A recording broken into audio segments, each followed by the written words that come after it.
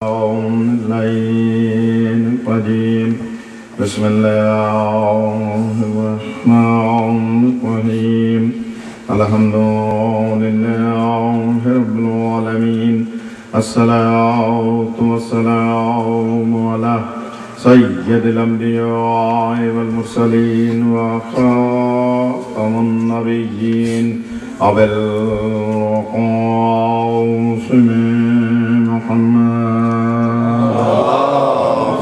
सल्ले अला मोहम्मद व आले मोहम्मद الطيبين الطاهرين المعصومين المنتجبين المنتخبين ولعنة الله على أعدائهم وعاصبي حقوقهم ومنكري فضائلهم أجمعين أما بعد وقال الله سبحانه وتعالى في كتابه المجيد وفرقانه الحميد بسم الله الرحمن الرحيم يا أيها الذين آمنوا أطيعوا الله وأطيعوا الرسول وأولي الأمر منكم درود اللهم صل على मोहम्मद वाले मोहम्मद।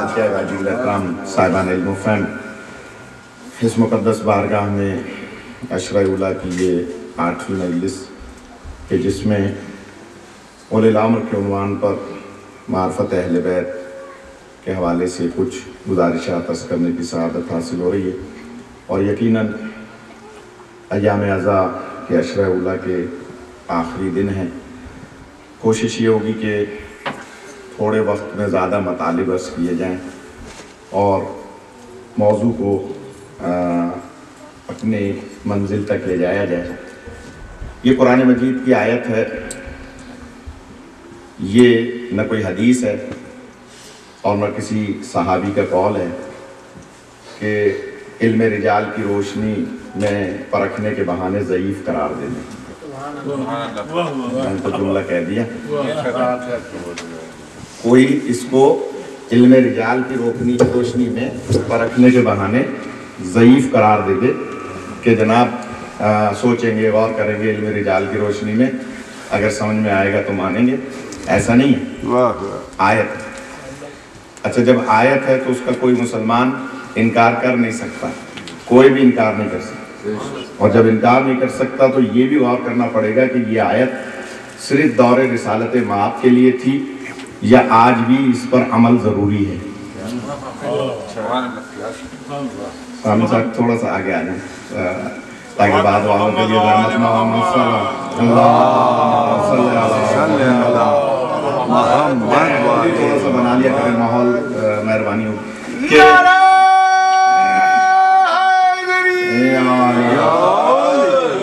कि जनाब ये आयत अगर ये कहा जाए कि साहब अल्लाह फरमा रहा है कि इताअत करो, अल्लाह की इताअत करो, रसूल की और उलिल अम्र की, ये सिर्फ उस दौर में थी जब आयत नाजिल हुई।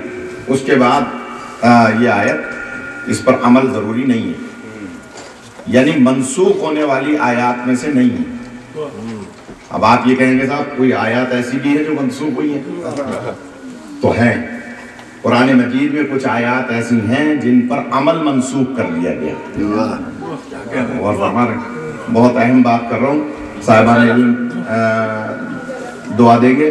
कुछ आयत ऐसी हैं, मिसाल के तौर पे सरकार जब तबलीग फरमाया करते थे दीन की और फरमाते थे क़ूलू ला इलाहा इल्लल्लाह तुफ़्लिहू, दूर दूर से लोग आते थे, यमन से कहाँ से, और वो आकर तबलीग सुनते थे, पैगाम इलाही सुनते थे और जाते थे। जब कभी मजमा बहुत ज़्यादा होता था और सरकार गुफ्तगू फरमा रहे होते थे, तो एक दफ़ा का वाक़या है, तमाम तफासीर ने लिखा है कि जब बहुत ज़्यादा मजमा था और सरकार मिंबर पे तशरीफ़ लाए और तबलीग दीन और अहकामात इलाही बयान फरमा रहे थे, तो मजमे में से एक साहब उठे और उठकर आकर सरकार के कान में सरगोशी करने लगे, कुछ बात करने लगे।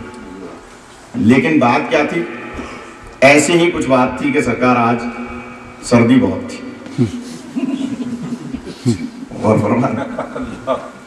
ऐसी ही कुछ बात थी कि सरकार आज मसलन बारिश बहुत, लायानी बात, बेमकसद बात।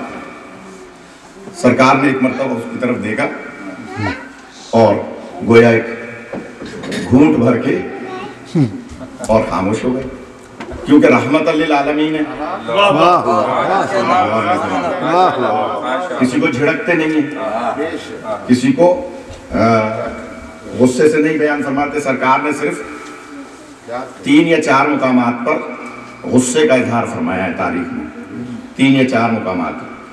तो उनमें भी बात को इख्तलाफ है मौरखीन को कि सही तादाद क्या है, लेकिन 2-3 तो वाक़यात मेरे भी नालिज में है कि जहाँ सरकार ने गुस्से का इजहार फरमाया।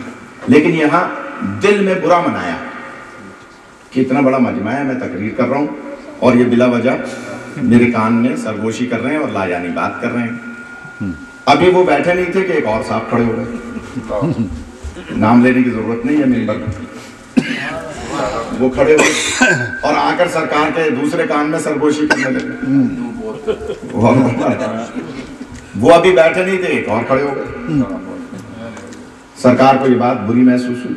अब जुमला मैं कह रहा हूँ, अगर कदर की तो आगे बढ़ूंगा वरना यही मसाइब शुरू करूंगा। और वो जुमला ये है कि सरकार दिल में बुरा मनाते हैं क्योंकि रहमतल लिल आलमीन इजहार नहीं फरमा रहे। ये हो नहीं सकता कि रसूल पाक बुरा मनाए और अल्लाह को बुरा ना लगे।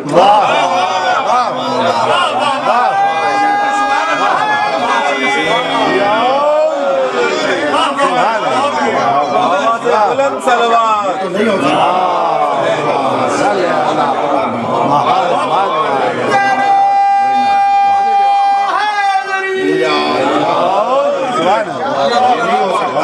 कि सरकार को बुरा लगे और अल्लाह को बुरा ना लगे, ये नहीं हो सकता। लिहाजा सरकार को दिल में बात बुरी महसूस हुई, अल्लाह को उससे ज्यादा बुरी महसूस हुई। लिहाजा फौरन जिब्राइल अमीन को भेजा और कहा कि मेरे हबीब जाकर, मेरे जिब्राइल जाकर मेरे हबीब से कहो कि आज से हम एक हुक्म नाफिज कर रहे हैं कि आज के बाद रसूल करीम से जो कोई तन्हाई में बात करेगा, सरगोशी में बात करेगा, उसको पहले कुछ न कुछ खैरात करनी पड़ेगी।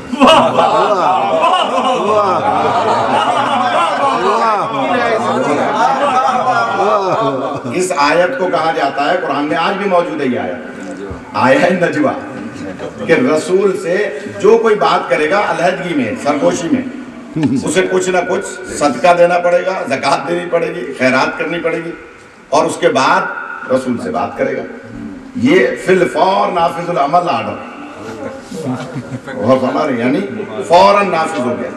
अब आज के बाद कोई रसूल पाक से गुफ्तगू नहीं करेगा जब तक के कुछ ना कुछ खैरात न करे। अब जो रिवायत बच्चों के लिए अर्ज करना चाह रहा हूँ, बुजुर्गों से दुआ लेने के लिए, कि हमारे बुजुर्ग आलिम गुजरे हैं पाकिस्तान में, मौलाना हुसैन बख्श जाड़ा, उनकी तफसीर अनवारुन नजफ, और जिस जाकिर के पास उनकी तफसीर ना हो मैं उसे जाकिर ही नहीं मानता। और हमारे वो तफसीर जाकिरों के लिए, खतीबों के लिए बहुत ज़रूरी है, होनी चाहिए। तो और बहुत सी उनकी किताबें, उन्होंने अपनी एक किताब में ये लिखा कि जब ये हुक्म नाफिज हो गया कि आज के बाद कोई भी रसूल पाक से कलाम करेगा तो कुछ ना कुछ खैरात करनी पड़ेगी, तो मौलाए कायनात गए और जाकर आपने यहूदी के बाग में मजदूरी की। अच्छा, ये मजदूरी मौला ये बतलाने के लिए करते थे कि अगर मेरे मानने वाले पर कोई मुश्किल वक्त पड़ जाए तो मजदूरी में आर महसूस न करे।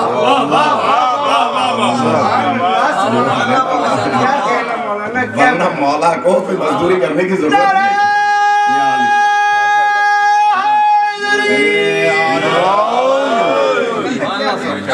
से इन्होंने नारा लगाया, इतना सबने मिलके जवाब नहीं दिया अपनी आपको सलामत रखे कि जनाब नारे का जवाब नारा जैसे लगाया जाए उससे तो कम से कम वैसा होना चाहिए, ना मत लगाए, क्या जरूरत। तो मौलाए कायनात यहूदी के बाग में मजदूरी फरमाते हैं और उसके बाद जो कुछ वहां से पैसे मिले उसको 10 हिस्सों में तकसीम किया, और फरमाइए 10 हिस्सों में। और उसके बाद जब दूसरा दिन हुआ तो अल्लामा हुसैन बख्श जाड़ा साहब लिखते हैं कि रसूल पाक अपने मस्जिद नबवी में तशरीफ लाए। कोई मुसलमान रसूल पाक से नमाज के बाद मुसाफा करने नहीं आया।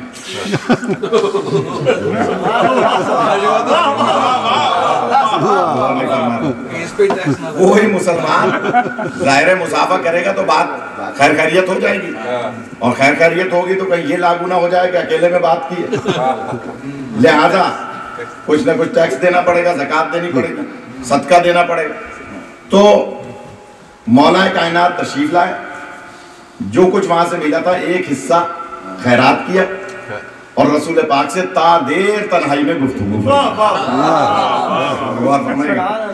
यानी कोई सहाबी नहीं आया रसूल पाक से गुफ्तगू करने के लिए, नमाज पढ़ते थे और इधर इधर मुंह करके चले जाते।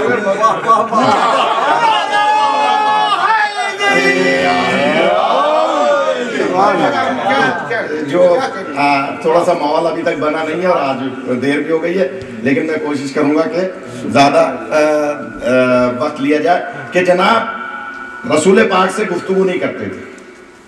10 दिन तक कोई सहाबी रसूल पाक से नमाज के अलावा गुफ्तगू नहीं करते, कोई सहाबी। अजीब रिवायत लिखी है और इन्होंने भी लिखी है, और एक और इंडिया के बुजुर्ग आलिम है, उस वक्त मुझे नाम याद नहीं आ रहा, मैंने उनकी किताब पढ़ी है, उन्होंने भी लिखा है कि कोई रसूल पाक से 10 दिन तक नहीं आया कलाम करने। मौलाए कायनात पहले ही दिन मिलने वाले पैसों को 10 हिस्सों में तकसीम फरमाते हैं। मतलब आज मुझे नहीं पढ़ने चाहिए। मौलाए कायनात ने पहले ही दिन पैसों को 10 हिस्सों में तकसीम किया। जानते थे कि 10 दिन तक कोई कलाम करने नहीं आएगा।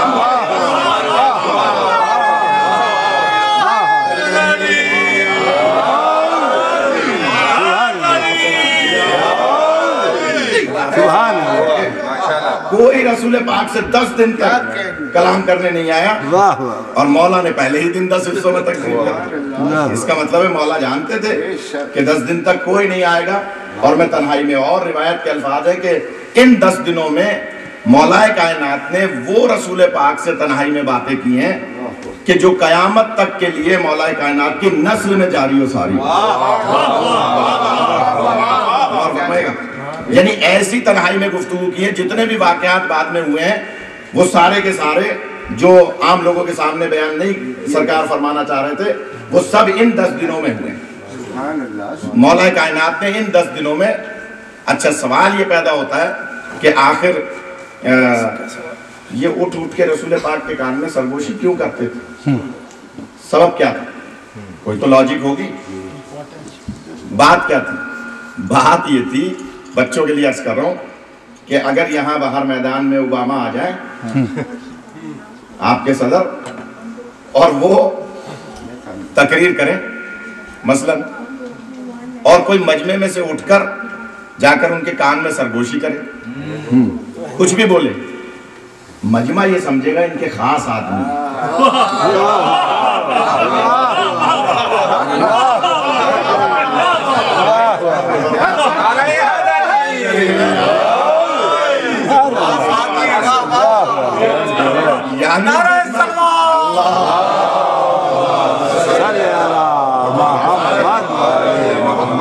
मजमा ये समझेगा कि ये कोई खास आदमी है सदर का, जो दौरान तकरीर भी गुफ्तगू कर लिया करता है। लिहाजा ये रोब झाड़ने के लिए नए आने वालों पर कि अगर बाद में हम कब्जा कर ले रसूल की जगह पर, तो याद रखना कि हम खास आदमी हैं। ये जो प्लानिंग है ये बहुत पहले से है, ये नहीं है कि नई बात हुई है रसूल पाक की रहलत के बाद सकीफे का हो जाना, ये पहले से प्लानिंग। लिहाजा कहा कि जा जा के कान में बात करते थे ताकि लोगों पे रोक पड़ जाए कि हम रसूल पाक के कोई खास हैं, लिहाजा कान में भी बात कर लेते हैं। लेकिन अल्लाह ने हुक्म नाफिज कर दिया, 10 दिन तक कोई मौलाए कायनात के रसूल पाक के पास नहीं आया, और मौलाए कायनात सरगोशी में बात किया करते थे। जब 10 दिन गुजर गए तो अब हुक्म आया कि मेरे हबीब इनसे कह दो कि अगर ये बात नहीं सुनेंगे, बात नहीं करेंगे, तो तबलीग दीन कैसे होगी? लिहाजा हम इस आयत पर हुक्म मनसूख करते हैं। वाह वाह वाह। आज के बाद जो चाहे फ्री में रसूल से गुफ्तगू कर सकते हैं।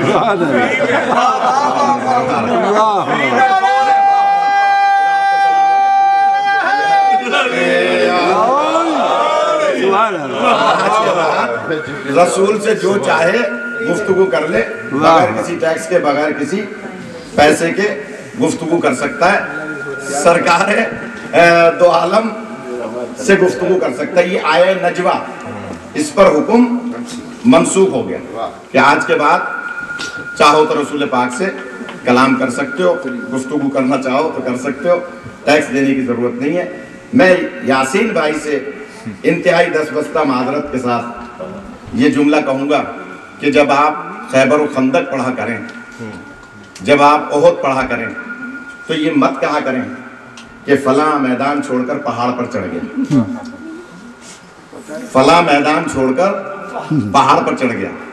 अब मैं 7 दिन पढ़ चुका हूँ, अभी तक अगर मेरा मिजाज नहीं समझ रहे तो आपकी मर्जी कि जनाब ये न कहा करें, जितने भी जाकिरीन हैं ये न कहा करें कि फला जो है वो मैदान छोड़कर चला गया, फला जान बचाकर मैदान छोड़कर चला गया।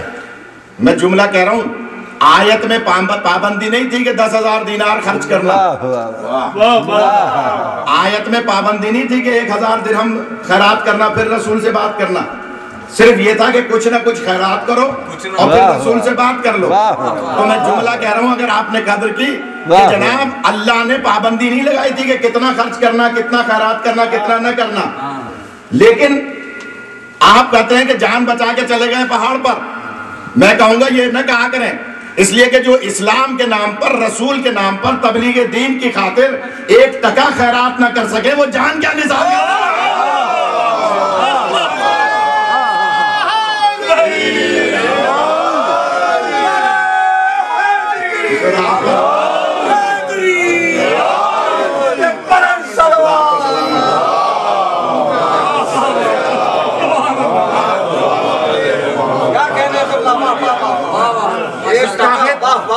मुस्ताक़े रसूल कातिल बतूल पे लानत।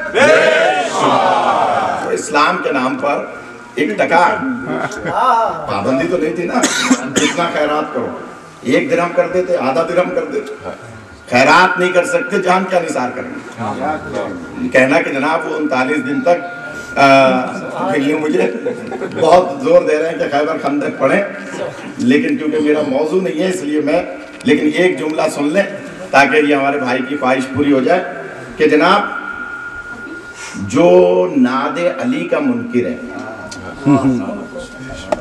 वो, अब मैं क्या कहूँ, बस इतना सुन लें, हम उसके हसब नसब के मुनकिर हैं।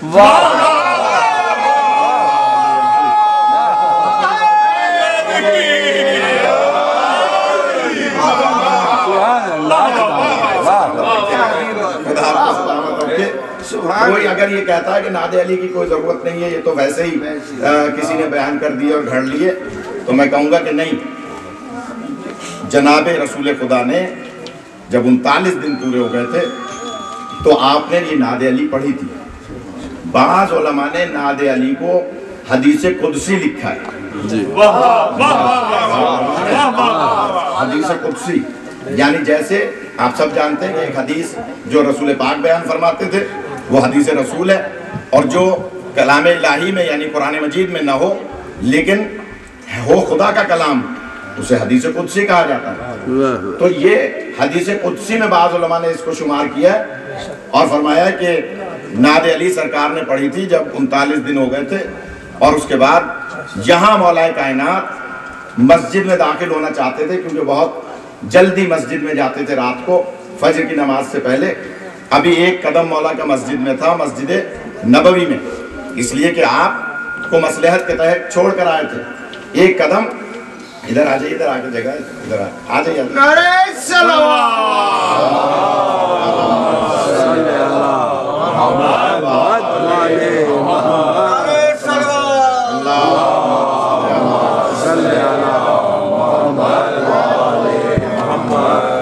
गौर फरमाइएगा, मौलाए कायनात इधर मस्जिद में दाखिल हुआ चाहते हैं, और उधर सरकार ने जब नादे अली पूरी पढ़ी बेअलीन बेअलीन बेअलीन। ये जो हम पढ़ते हैं ना, बेअज़मत का या अल्लाह, बेनबुव्वत का या मोहम्मद, बेविलायत का या अली, ये हम पढ़ते हैं। रसूल पाक ने सिर्फ बेअलीन पढ़ा था। जो सही नाद अली है उसमें रसूल पाक ने सिर्फ बेअलीन पढ़ा था। और जैसे आखिरी मर्तबा ये जुमला कहा तो मौला मस्जिद में दाखिल हुआ चाहते थे, एकदम जबान से जुमला निकला, लब्बैक लब्बैक लब्बैक। तो गुलाम ने पूछा, मौला रसूल पाक तो खैबर में है और आप यहाँ लब्बैक फरमा रहे हैं? फरमाते हैं, हाँ मेरे सरदार मुझे हुक्म दे रहे हैं मदद के लिए। जुमला तारीख का है, तहज़ीबुल मतीन किताब में भी, कलिमतुल हक किताब में भी, बहुत सारी किताबों में जो हमारे बुजुर्ग उलमा ने लिखी हैं, जो खुश अकीदा उलमा गुजरे, उन्होंने सबने इस रिवायत को लिखा है कि मौला फरमाते हैं कि मुझे सरकार ने मदद के लिए पुकारा। तो गुलाम अर्ज करता है, मौला मैं भी साथ चलूंगा।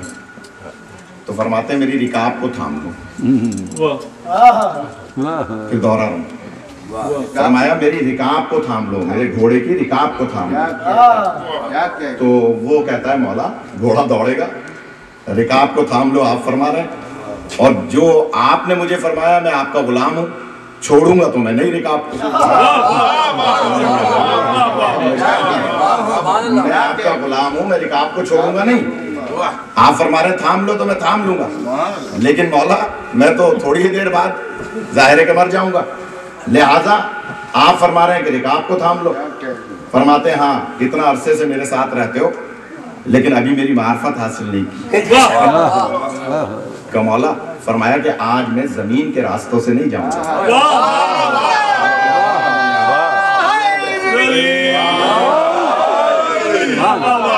माहौल बना लें, आज मैं जमीन के रास्तों से नहीं जाऊंगा। देखिए अक्सर हमारे उलमा शौरा अपने कलाम में, अपनी गुफ्तगू में बयान फरमाते हैं कि मौला मिंबर कूफा पे फरमाया करते थे, सलूनी सलूनी कबलम तफकिदूनी, मुझसे पूछो जो चाहो पूछो, मैं जमीन के रास्तों से आसमान के रास्ते बेहतर जानता हूँ। ये फरमाया करते थे ना। मैं भी आ रहा था जावेद साहब इसमें गिरामी, जावेद साहब के साथ अभी मैं आ रहा था मिसिसागा से, तो मैं इन्हें बताने लगा कि इधर से चलिए, इधर से चलिए, 401 से चलिए, 407 से चलिए, और फला जगह से चलिए, फला जगह से चलिए। तो ये मुझसे कहने लगे, मौलाना मैं यहाँ 32 साल से रहता हूँ, आप तो विजिट पे आए, मैं यहाँ के रास्तों को बेहतर जानता हूँ।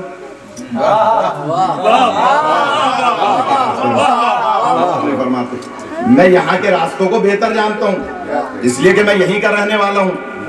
ये जो मौला ने जुमला फरमाया कि मैं जमीन के रास्तों से आसमान के रास्ते बेहतर जानता हूँ,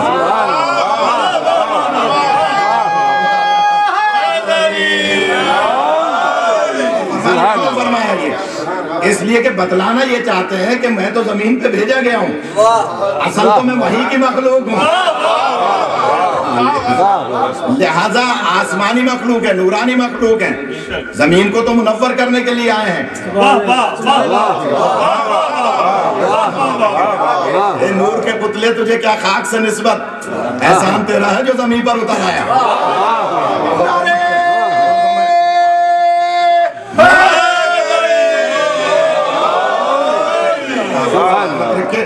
कि मौला कायनात फरमाते हैं कि मैं जमीन के रास्तों से आसमान के रास्ते बेहतर जानता हूँ। ये फरमा तो दिया आपने, लेकिन कोई सिपाही साहबा वाला ये एतराज कर सकता है ना कि अली किसी आसमानी रास्ते से गए हैं, कोई रास्ता तो दिखाओ। अली कहीं किसी आसमानी रास्ते से गए हो, किसी जगह आपने सफर किया हो, कोई मिसाल तो बताओ, दलील तो देते हो, लेकिन इसके लिए कोई वाकया तो सुनाओ। तो दो ही वाकयात तारीख में मिलेंगे, एक मेराज के मौके पर,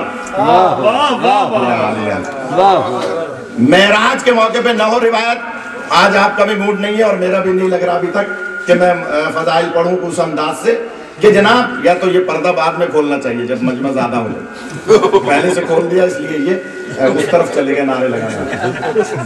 एक दुरूद पढ़े बुलंद आवाज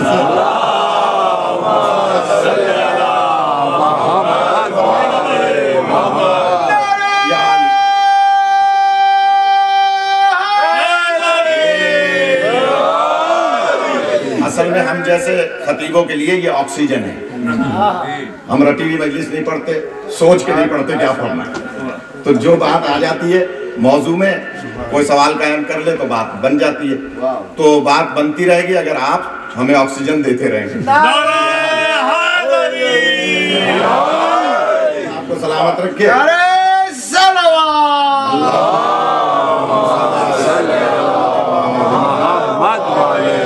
मेराज के मौके पे सरकार सबने लिखा है, हमारे जितने भी अल्लामा बशीर टक्सला साहब ने भी लिखा है, अल्लामा ज़मीरुल हसन नजफी, अल्लामा नसीम आगा नसीम के जो चचा थे उन्होंने भी लिखा है अपनी किताब में कि जब मौलाए कायनात जा रहे थे मेराज पे तो सरकार पहले आसमान पे पहुंचते थे, अली पहले से वहां होते थे।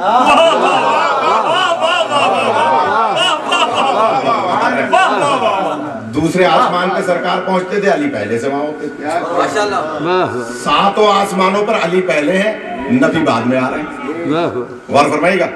और इसीलिए तो काबा कौसैन औ अदना कि जहां पर से हाथ बरामद हुआ था तो पर्दे के उस तरफ से हुआ था।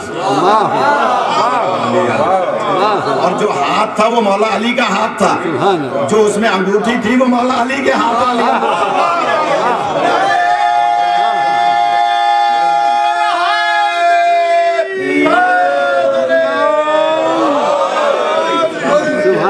ये भी रिवायत बहुत सारे मौलवी हजरात बर्दाश्त नहीं करते, तो मैं अर्ज करूंगा कि किताबों में मौजूद है। मौला कायनात को समझ, देखिए बच्चों के भी समझ में आ जाए, एक मिसाल दे देता हूँ क्यों मौला अली आगे आगे थे।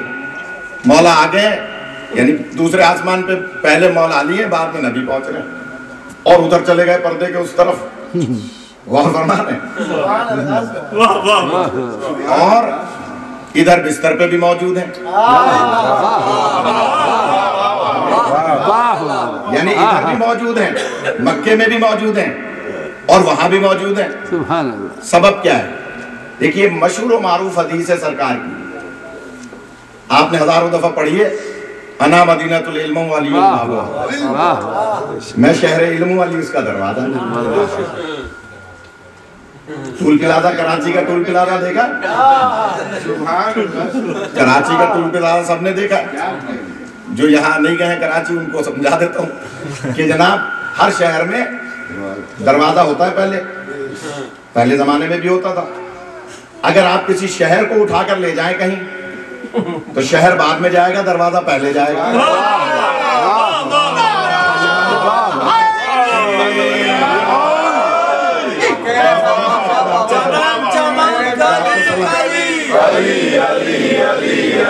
नगर नगर गली गली अली अली अली अली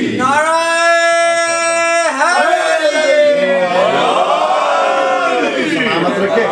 ये है नहीं बात, बच्चों की भी समझ में आ जाए कि शहर को उठाइए आप तो आगे आगे पहले दरवाजा चलेगा ना, शहर बाद में जाएगा। नबी फरमाते हैं कि मैं शहर इल्म हूँ, अली उसका दरवाजा है। कोई दरवाजा आगे ही हुआ करता है, शहर दरमियान में हुआ करता है। गौर फरमाइएगा। लिहाजा आगे आगे दरवाजा है, पीछे पीछे मौला है। तो मौला क्यों गए? इसलिए कि दुनिया वालों को बतलाना था कि मैं बाद में दावा करूंगा कि मैं जमीन के रास्तों से आसमान के रास्ते बेहतर हूं। लिहाजा दावे की दलील पहले से मौजूद होनी चाहिए। लिहाजा मौला कायनात आसमानों के रास्तों पर गए मेराज के मौके पे। और मेराज पे क्या क्या हुआ, इसमें अजीब अजीब वाकयात और रिवायात का भी मौका मिलेगा, मौजू नहीं है मेरा तो अर्ज करूंगा कि मेराज पे क्या क्या हुआ। हर आसमान पे मौला अली की शक्ल का मलक भी मौजूद था। गौर फरमाइएगा। बात हो सकता है ये कहे कि साहब ये क्या रिवायत पढ़ रहे हैं, किताबें मौजूद हैं।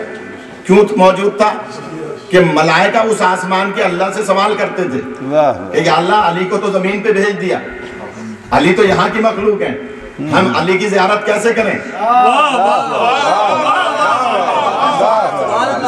हम आसमान पे एक मलक मौला अली की शक्ल में मौजूद रहता था और वो मलाइका मौला अली की निस्बत से उसकी ज़ियारत करते थे। अब अगर मलाइका निस्बत से ज़ियारत करें तो बिदअत नहीं है, हम अलम की ज़ियारत करें तो बिदअत है।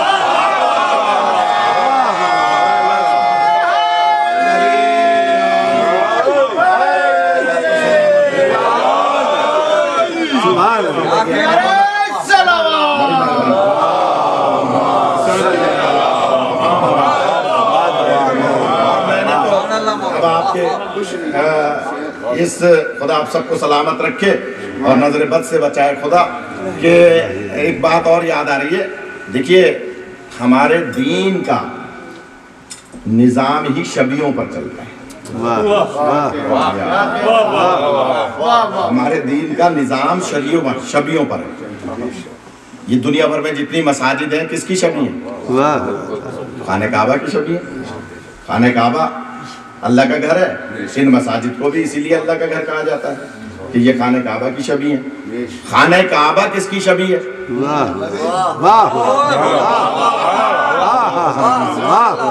खाने काबा बैतुल मामूर की शबी है। बैतुल मामूर किसकी शबी है? अर्शे उला की शबी है। अर्शे उला किसकी शबी है? सुरहा की शबी है। सुरहा किसे कहते हैं? उलमा ने लिखा है सुरहा नाम है अनवारे पंजतन पाक का।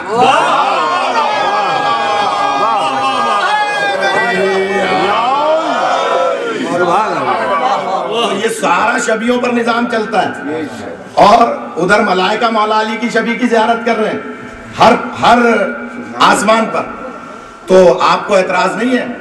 और कहते हैं कि जनाब शिया अगर शबी बना लें, ये हमारे इकबाल मियां दावत दे रहे एक मजलिस की और कह रहे हैं उसमें सिर्फ मौला हुसैन के फजाइल पढ़ने, कि स्पेशल मजलिस कर रहे हैं, कुछ उसमें बहुत ज़्यादा बिरयानी न मालूम क्या करेंगे। तो उस मजलिस में ज़रूर आइएगा। तो मौला हुसैन अलैहिस्सलाम के वो फजाइल के जो 70 फजाइल हैं मौला हुसैन के, जिसमें कोई नबी शरीक नहीं है।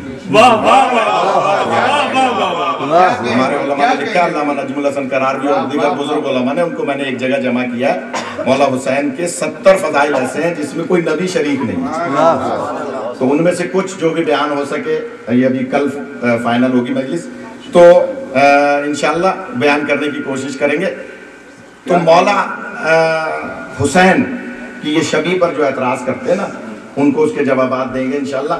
लेकिन सिर्फ इतना सुन लीजिए कि मलाइका ज़ियारत करते हैं मौलानी, और मौला पहले हैं। तो आसमानों में, वो बात रह ना जाए, आसमानों में मौला अली गए ये बतलाने के लिए कि अली ज़मीन के रास्तों से आसमान के रास्ते बेहतर जानता है, इसलिए कि वहीं के रहने वाले। और दूसरा मौका कौन सा है? दूसरा मौका एक मक्के का है। ये वाक़या मेराज का, मेराज मक्के में हुई है। गौर फरमाइएगा, एक जुमला कह दूं, अगर कुर्सी पे बैठे बुजुर्गों से दुआ लेने के लिए, और अगर दाद नहीं दी तो हाँ मैं तो कुछ और कह रहा था, लेकिन आपने जुमला कह दिया। गौर कीजिएगा, मौलाए कायनात आसमानों के रास्ते गए हैं ये दुनिया वालों को बतलाने के लिए कि देखो मैं जमीन के रास्तों से आसमान के रास्ते बेहतर जानता हूँ। और यहाँ खैबर के मैदान में भी मौला कायनात जमीन के रास्तों से नहीं गए, आसमान के रास्तों से, ये बतलाने के लिए कि मैं बाद में दावा करूंगा कि मैं जमीन के रास्तों से आसमान के रास्ते बेहतर जानता हूँ। बेहतर का लफ्ज इस्तेमाल फरमाया, मैं आसमान के रास्ते क्योंकि वहां का रहने वाला हूँ। तो मौला कायनात आज यहाँ जब घोड़े पर सवार हुए तो एड़ लगाई, गुलाम ने आपकी रिकाब को थाम लिया, और जब मौला उड़ने लगे तो सरकार ने उधर सहाबा से फरमाया कि आज मुझे अली के आने की जो सबसे पहले इतला देगा,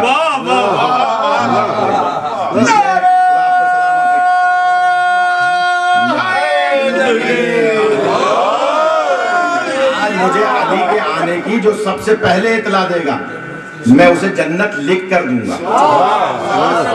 देखिए, जिस जुमले के लिए मैं बुजुर्गों से दाद चाह रहा हूँ वो जुमला अब आ रहा है।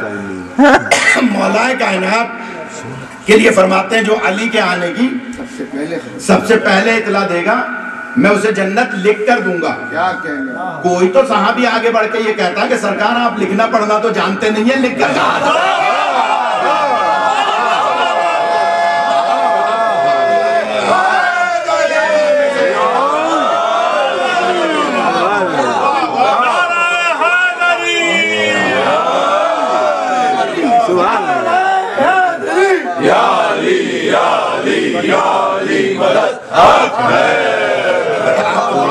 तो जानते नहीं हैं। इसलिए कि जन्नत की लालच थी तो कोई नहीं बोल रहा, और जब रसूल फरमा रहे हैं कि मैं लिखकर ऐसी चीज दे देता हूँ तो कहते हैं हमारे लिए किताब काफी है। उस वक्त बोलते ना कि सरकार आप तो लिखना पढ़ना जानते नहीं है, आप कैसे फरमा रहे हैं कि जन्नत लिख कर देंगे। सारे के सारे जन्नत की लालच में उस तरफ देख रहे हैं।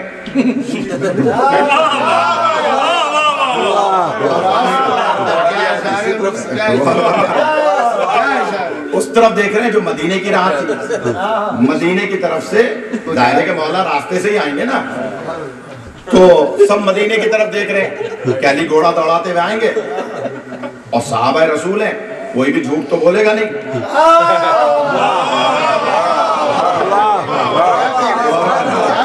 लिहाजा जो भी आके सबसे पहले कहेगा कि हाँ मैंने अली को देखा है, रसूल उसे ही जन्नत लिख के दे देंगे। सारे सहाबा मदीने की राह को देख रहे हैं कि अली घोड़ा दौड़ाते हुए आएंगे। सब सहाबा देख रहे हैं मदीने की तरफ। जनाब सलमान फारसी देख रहे हैं आसमान की।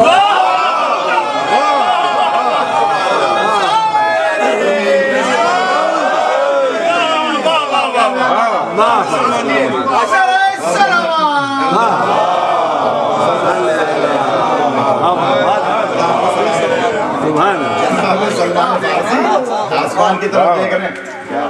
बल्कि एक रिवायत मिलती है, एक सहाबी ने आकर दौड़कर वहां से निगाह हटा के और जनाब सलमान के कान में आके कहा कि सलमान क्या आसमान की तरफ देखा।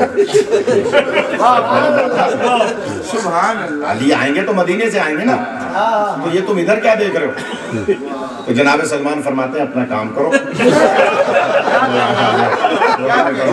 ना हो रिवायत मैं जिम्मेदार हूँ, फरमाते हैं अपना काम करो। तो उसने कहा कि सलमान बताएं तो सही आसमान की तरफ क्या देख रहे हैं। जनाब सलमान फरमाते हैं कि भाई तुम मदीने की तरफ देखो।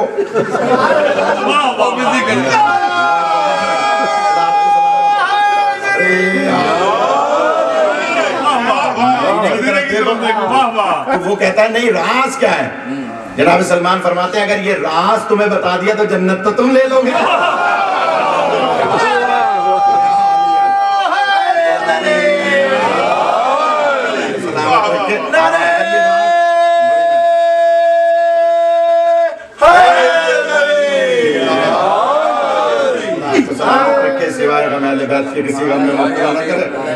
सरकार जनाब सलमान फरमाते हैं कि ये राज तो राज है, तुम जाओ। सब उधर उचक उचक के देख रहे थे। रिवायत है बाकायदा कि अपने पैरों पर उचक उचक के देख रहे थे कि सबसे पहले अली पे निगाह करें और दौड़ कर आकर रसूल पाक को बता देंगे। लेकिन जनाब सलमान फारसी सबसे पहले आए कि सरकार वो देखिए आसमान पे एक सितारा चमकता हुआ दिखाई दे।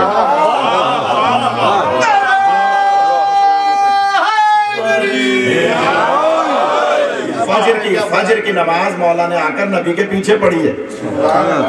सितारा चमकता हुआ देख रहे हैं और वो नजदीक आ रहा है। सरकार फरमाते हैं कि तुम्हें कैसे पता चला कि ये अली आ रहा है। अभी आए नहीं है मौला। फरमाया तुम्हें कैसे पता चला कि ये अली आ रहा है। क्या सरकार आपने फरमाया था कि कल मैं अलम उसे दूंगा। जो कर्रार होगा गैर फर्रार होगा, खुदा और रसूल को दोस्त रखता होगा, खुदा और रसूल उसे दोस्त रखता होगा। तो आपने फरमाया था कल मैं अलम उसे दूंगा। अली अगर जमीन के रास्ते से आएंगे तो कल तक नहीं आ सकते।